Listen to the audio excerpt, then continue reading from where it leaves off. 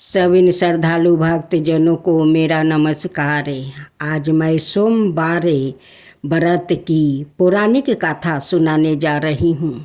आप सभी श्रद्धा भाव से भोलेनाथ की कथा को श्रवण करें। सोमवार व्रत कथा। अमरपुर नगर में एक धनी व्यापारी रहता था। दूर दूर तक उसका व्यापारी फैला हुआ था। नगर में उस व्यापारी का सभी लोग मान सम्मान करते थे। इतना सब कुछ होने पर भी वो व्यापारी अंत मन से बहुत दुखी था, क्योंकि उस व्यापारी का कोई पुत्र नहीं था। दिन रात उसे एक ही चिंता सताती रहती थी। उसकी मृत्यु के बाद उसके इतने बड़े व्यापार को और धन संपत्ति को कौन संभालेगा। पुत्रा पाने की इच्छा से वो व्यापारी प्रति सोमवार भगवान शिव की व्रत पूजा किया करता था। संध्या काल को व्यापारी शिव मंदिर में जाकर भगवान शिव के सामने घी का दीपक जलाया करता था। उस व्यापारी की भक्ति देखकर एक दिन पार्वती ने भगवान शिव से कहा, हे प्राणनाथ, यह व्यापारी आपका सच्चा भक्त है। कितने दिनों से ये सोमवार का व्रत और पूजा नियमित कर रहा है। भगवान आप इस व्यापारी की मनोकामना अवश्य पूर्ण करें। भगवान शिव ने मुस्कुराते हुए कहा, हे पार्वती, इस संसार में सबको उसके कर्म के अनुसार फल की प्राप्ति होती है। प्राणी जैसा कर्म करते हैं उन्हें वैसा ही फल प्राप्ति होता है। इसके महजूद पार्वती जी नहीं मानी। उन्होंने आग्रह करते हुए कहा, नहीं प्राणनाथ, आपको इस व्यापारी की इच्छा पूरी करना ही पड़ेगी। यह आपका अन्याय भक्त है। प्रति सोमवार आपका विधिवत व्रत रखता है और पूजा अर्चना के बाद आपको भोग लगाकर एक समय भोजन ग्रहण करता है। आपको इसे पुत्र प्राप्ति का वरदान देना ही होगा। पार्वती का इतना आग्रह देखकर भगवान शिव ने कहा, तुम्हारे आग्रह पर मैं इस व्यापारी को पुत्र प्राप्ति का वरदान देता हूँ, लेकिन हाँ, इसका पुत्र 16 वर्ष से अधिक जीवित नहीं रहेगा। उसी रात भगवान शिव ने सपने में उस व्यापारी को दर्शन देकर उसे पुत्र प्राप्ति का वरदान दिया और उसके पुत्र का 16 वर्ष तक जीवित रहने की बात भी बताई। भगवान के वरदान से व्यापारी को खुशी तो हुई, लेकिन पुत्र की अल्प आहु की चिंता ने उसे खुशी को नष्ट कर दिया। व्यापारी पहले की तरह सोमवार का विधिवत व्रत करता रहा। कुछ महीने पर चलते उसके घर अति सुंदर पुत्र उत्पन्न हुआ। पुत्र जन्म से व्यापारी के घर में खुशियाँ भर गई। बहुत धूमधाम से पुत्र जन्म का समारोह मनाया गया। व्यापारी को पुत्र जन्म की अधिक खुशी नहीं हुई, क्योंकि उसे पुत्र की अल्प आयु के रहस्य का पता था। यह रहस्य घर में किसी को नहीं मालूम। विद्वान ब्राह्मणों ने उस पुत्र का नाम अमर रखा। जब अमर 12 वर्ष का हुआ तो शिक्षा के लिए उसे बनारसी भेजने का निश्चय हुआ। व्यापारी ने अमर के मामा दीपचंद को बुलवाया और कहा कि अमर को शिक्षा प्राप्ति करने के लिए बनारसी छोड़ आवो। अमर अपने मामा के साथ शिक्षा प्राप्ति करने के लिए चल दिया। रास्ते में जहाँ भी अमर और दीपचंद रात्रि विश्राम के लिए ठहरते वही जग करते और ब्राह्मणों को भोजन कराते थे। लंबी यात्रा के बाद अमर और दीपचंद एक नगर में पहुंच गया। उस नगर के राजा की कन्या के विवाह की खुशियां में पूरे नगर को सजाया गया था। निश्चय समय पर बारात आ गई, लेकिन वर का पिता अपने बेटे के एक आंख से काने होने के कारण बहुत चिंतित था।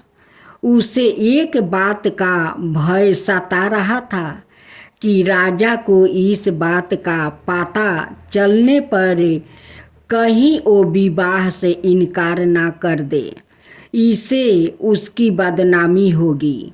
वर के पिता ने अमर को देखा तो उसके मस्तक में एक विचार आया। उसने सोचा, क्यों ना इस लड़के को दुल्हा बनाकर राजकुमारी से विवाह करवा दूं। विवाह के बाद इसको धन देकर विदा कर दूंगा और राजकुमारी को अपने नगर में ले जाऊंगा। वर के पिता ने इसी संबंध में अमर और दीपचंद से बात की। दीपचंद ने धन मिलने के लालच में वर के पिता की बात स्वीकार कर ली। अमर को दूल्हे के वस्तु पहनाकर राजकुमारी चंद्रिका से विवाह करवा दिया गया। राजा ने बहुत सा धन देकर राजकुमारी को विदा किया। अमर जब लौट रहा था तो सच नहीं छिपा सका और उसने राजकुमारी की ओढ़नी पर लिख दिया, राजकुमारी चंद्रिका, तुम्हारा विवाह तो मेरे साथ हुआ था। मैं तो बनारसी में शिक्षा प्राप्ति करने जा रहा हूँ। अब तुम्हें जिस लड़का की पत्नी बनना पड़ेगा वो काना है। जब राजकुमारी ने अपनी ओढ़नी पर लिखा हुआ पढ़ा तो उसने काने लड़के के साथ जाने से इनकार कर दिया। राजा ने सब बातें जानकर राजकुमारी को महल में रख लिया। उधर अमर अपने मामा दीपचंद के साथ बनारसी पहुंच गया। अमर ने गुरुकुल में पढ़ना शुरू कर दिया। जब अमर की आयु 16 बरस पूरी हुई तो उसने एक यज्ञ किया। यज्ञ की समाप्ति पर ब्राह्मणों को भोजन करवाया और खूब अन्न वस्तु दान किया। रात को अमर अपने शयन कक्ष में सो गया। शिव के वरदान के अनुसार शयन अवस्था में ही अमर के प्राण निकल गया। सूर्योदय पर मामा अमर को मृत्यु देखकर रोने पीटने लगा। आस पास के लोग भी इकट्ठा होकर दुख प्रकट करने लगा। मामा के रोने विलाप करने के सवार समीप से गुजरते हुए भगवान शिव और माता पार्वती ने भी सुने। पार्वती जी ने भगवान से कहा, प्राणनाथ, मुझसे इसके रोने का सवार सहन नहीं हो रहा है। आप इस व्याकुल के कष्ट अवश्य दूर करें। भगवान शिव ने पार्वती जी के साथ अदृश्य रूप में समीप जाकर अमर को देखा तो पार्वती जी से बोले, पार्वती, ये तो उसी व्यापारी का पुत्रा है। मैंने इसे 16 बरस की आयु का वरदान दिया था। इसकी आयु तो पूरी हो गई है।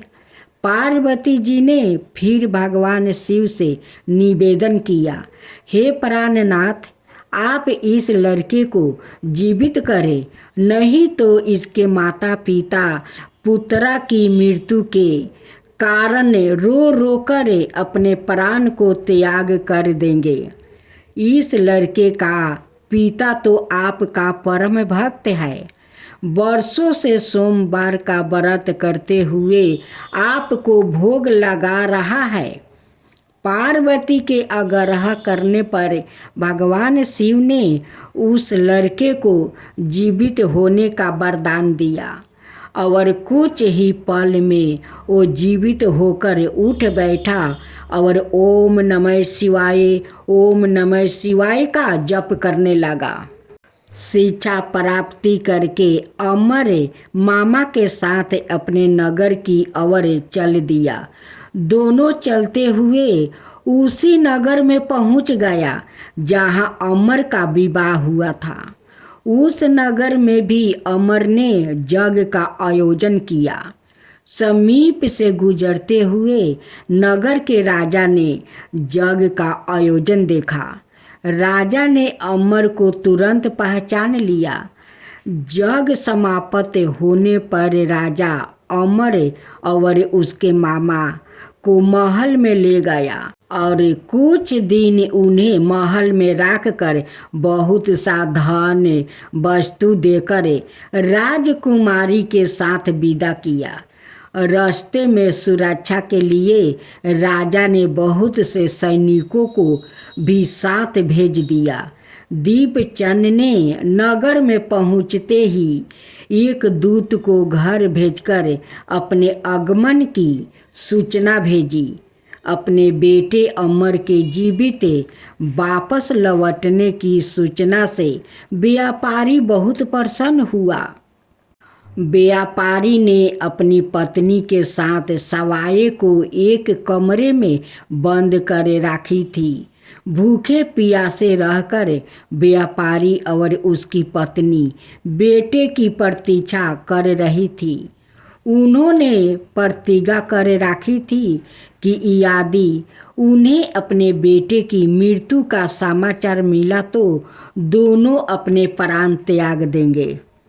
व्यापारी अपनी पत्नी और मित्रों के साथ नगर के द्वार पर पहुंच गया। अपने बेटे के विवाह का समाचार सुनकर पुत्रवधू राजकुमारी चंद्रिका को देखकर उसकी खुशी का ठिकाना न रहा।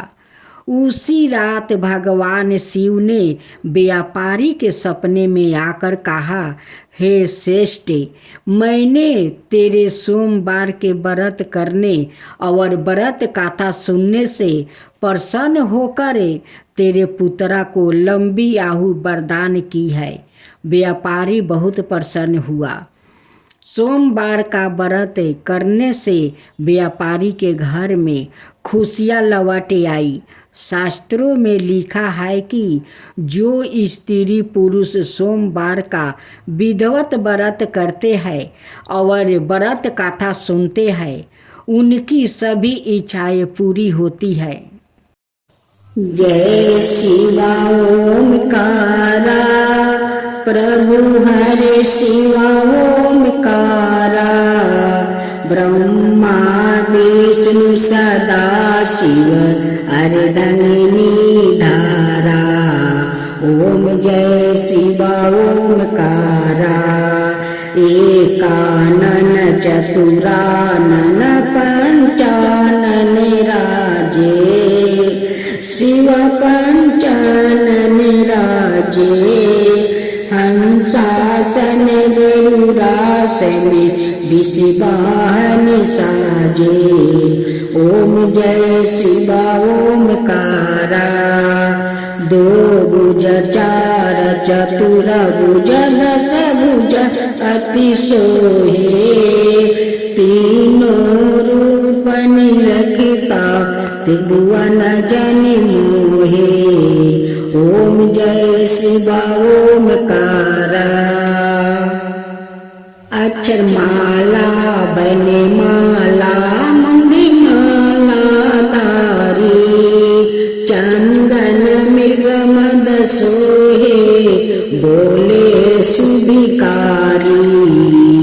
ओम जय शिवा ओमकारा, श्वेतांबर पीतांबर गंबर अंगे, सनकादिक बरे मा भूतादिक संगे ओम जय शिव ओमकारा करके मध्यम कमंडल चक्र त्रिशूल धरता जग करता जग भरता जग पालन करता ओम जय शिव ओमकारा ब्रह्मा विष्णु सदा शिव जानते अविवेका प्राण बचर के मध्यम यह तीनों एका ओम जय शिव ओमकारा